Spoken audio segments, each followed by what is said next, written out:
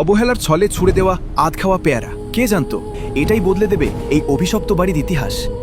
পচা ফলের বুক চিরে ধ্বংসস্তূপের মাঝে মাথা তুলল কচি এক সবুজ প্রাণ।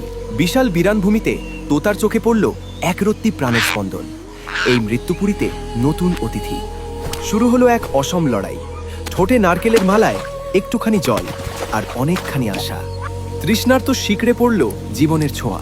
ফোঁটা ফোঁটা ভালোবাসায় সিক্ত হল রুক্ষ মাটি। দিন গড়ায়। অতন্ত্র প্রহরীর মতো সে আগলে রাখে চারাটিকে। ঝড়ঝাপটা থেকে বাঁচাতে সে একাই ঢাল। অবশেষে এলো সেই দিন। ভূতের বাড়ি আজ পাকা পেয়ারার গন্ধে মাতোয়ারা। ফিরে পেল প্রকৃতির রূপ। হঠাৎ সুখের দিনে আধার। বুনো হনুমানের দল মুহূর্তেই তছনছ করে দিল তার সাধের বাগান। চোখের সামনে শুধুই ধ্বংসলীলা। ভাঙা ডাল দেখে বুকটা ফেটে গেল কান্নায়। সব কি শেষ? না, হার মানল না সে। চোখের জল মুছে ধ্বংসের ভেতর থেকেই খুঁজে নিল নতুন শুরুর বীজ। একটা গাছ হারিয়েছে তো কি, আজ সে বুনবে হাজারটা। পুরো আঙিনা জুড়ে ছড়িয়ে দিল নতুন স্বপ্ন। রোদ বৃষ্টি উপেক্ষা করে আবার শুরু হলো একা লড়াই। কোনো ক্লান্তিই তাকে দমাতে পারল না।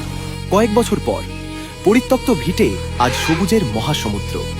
গড়ে উঠল বিশাল এক পেয়ারার রাজত্ব। মরা বাড়িতে আজ প্রাণের মেলা। দূর দূরান্ত থেকে হাজারো পাখি এলো উৎসবে মাততে। আধ খাওয়া পেয়ারা আর অদম্য জেদ বদলে দিল পুরো জগৎ।